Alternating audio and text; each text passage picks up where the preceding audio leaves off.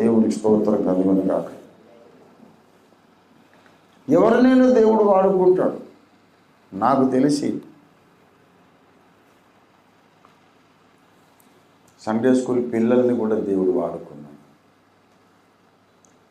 వాళ్ళకు ఏం తెలియదు పాపం, లౌక్యం తెలియదు. పెద్దోళ్ళు నేను ఇట్లా మాట్లాడితే ఏమనుకుంటారో తెలియదు. అమాయకంగా ముద్దు మాట్లాడతారు. తాతయ్య నువ్వు చచ్చిపోతే నరకానికి వెళ్తావు అని చెప్పేస్తారు. ఏమిటే బుడతవి, టేబుల్ ఎందుకు లేవు, నేను నరకానికి వెళ్తానా అని అంటాడు. అవును తాతయ్య, నువ్వు యేసయ్య నమ్ముకోలేదు కదా అంటే, నాకు దేవుడు నాకున్నాడు, మా దేవుడు రక్షిస్తాడు.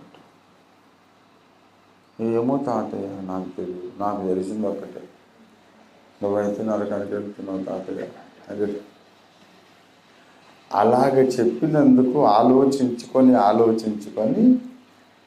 వాళ్ళు బాప్తిస్మం దాకా వచ్చి పరిశుద్ధాత్మను పొంది పాస్టర్లైన దేవుని స్తోత్రం కలుగునుగా.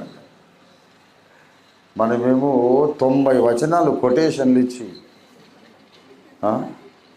ఆవేశపడి చెమటలు గక్కి బల్ల బుద్ధి ధూమ్ధాం అని వాక్యం అట్టా చూసి, సర్లే బాగానే కష్టపడ్డావు, కానుక తీసుకొని 10 రూపాయలు ఇచ్చి వెళ్ళిపోతావు. కానీ హృదయాన్ని ఇవ్వడు. పసికూనలను దేవుడు వాడుకోగలని చూశాడు. బాలుర యొక్క చంటి పిల్లల యొక్క స్తుతుల మూలమున దేవుడు దుర్గమును